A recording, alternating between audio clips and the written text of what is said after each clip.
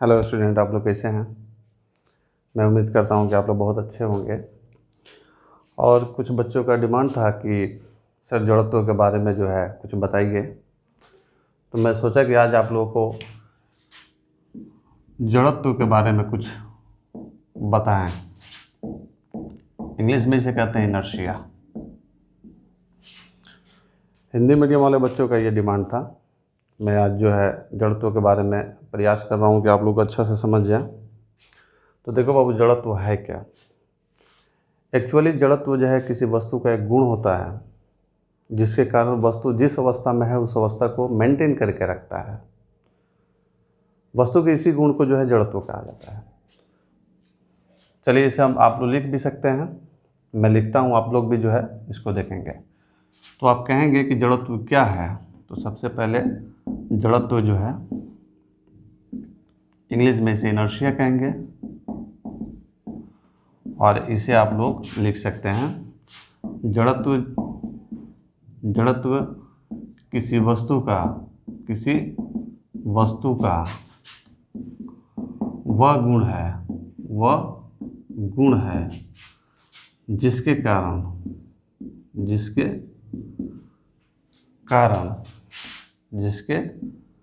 कारण वस्तु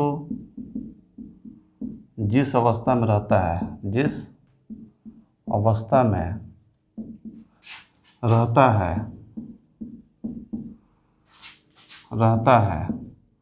वस्तु उस अवस्था को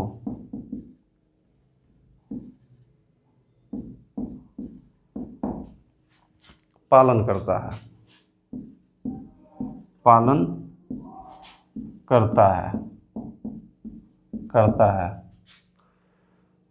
वस्तु के इसी गुण को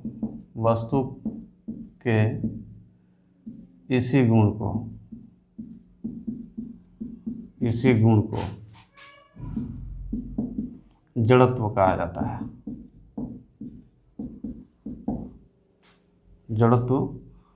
जाता है। बोर्ड पे मैंने लिखा है, इसको आप लोग जो है लिख सकते हैं।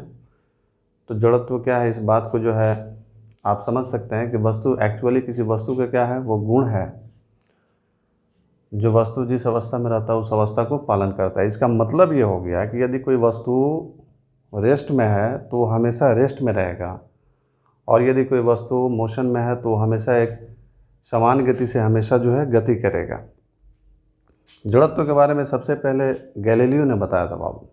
गैलीलियो जो है एक साइंटिस्ट का नाम था, और इसके बाद उसका डेथ हो गया। ठीक जड़त्व को जो है उसके बाद न्यूटन ने इसी का थोड़ा सा नकल किया और जड़त्व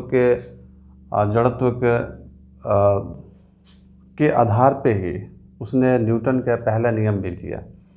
तो इसका मतलब ये हो गया कि अर्थात आप कह सकते हैं कि वस्तु यदि रेस्ट में है तो वस्तु हमेशा रेस्ट में रहेगा, और मोशन में है तो एक समान गति से हमेशा वो गति करेगा। और ये जो है जड़त्व जो है एक बातों पे डिपेंड करेगा, वो वस्तु के मास है। यदि किसी वस्तु का मास बहुत ज़्यादा है तो उसका जड़त्व भी क्या होगा, बहुत ज़्यादा होगा। और यदि किसी वस्तु का मास जो है बहुत कम है तो उसका जड़त्व भी क्या होगा, बहुत कम होगा। तो इस बात को आप लिख सकते हैं कि जड़त्व जो है वो हमेशा समानुपाती होता है वस्तु के द्रव्यमान के। ये समानुपाती का मतलब आप लोग जानते होंगे कि दोनों में से कोई एक बढ़ेगा, यानी कि द्रव्यमान बढ़ेगा तो जड़त्व बढ़ेगा, और यदि जो है द्रव्यमान कम होगा तो जड़त्व भी कम होगा। इस चीज़ को मैं एक छोटा सा एक्टिविटी के माध्यम से आप लोगों को समझाना चाह रहा हूँ, आप लोग देखेंगे। जैसे मान लीजिए कि हम लोगों के पास, आप सभी लोग देख रहे हैं मेरे पास जो है एक मार्कर है, ये मार्कर है और ये जो है इसका ढक्कन है, और दोनों पे यदि सेम फोर्स लगाया जाए, जैसे आप देख रहे हैं, तो इस पर एक मैंने फोर्स जो लगाया और उतना ही फोर्स इस पर लगाया, तो देखने को ये मिला कि ये जो मार्कर का जो ढक्कन है वो कुछ डिस्टेंस कवर किया, कुछ दूरी तय किया, लेकिन वहीं पे जो है आप मार्कर जो देख रहे हैं ये बिल्कुल दूरी तय नहीं किया, थोड़ा सा अपना बस पोजीशन जो है चेंज किया यहीं पे। तो ये बात बता रहा है कि यहाँ चूँकि इसका मास क्या है, बहुत ज़्यादा है, और इसका मास क्या है, कम है, इसलिए इसमें जो है जड़त्व जो है ज़्यादा होगा और इसमें जो जड़त्व है वो बहुत कम होगा। ठीक इसी तरह से जो आप देख रहे हैं हमारे बिल्डिंग है या और भी जो बिल्डिंग है, ठीक उसके कंपेयर में जो है अगर कोई ऑब्जेक्ट लेते हैं, जैसे मान लीजिए कि एक ईंट है, तो ईंट चूँकि बिल्डिंग के रिस्पेक्ट में काफ़ी कम मास है यानी द्रव्यमान है, तो ईंट का जो जड़त्व होगा वो बिल्डिंग के रिस्पेक्ट में बहुत कम होगा। तो ये बात जो है क्लियर हो गया कि जड़त्व जो है मास पे डिपेंड करता है।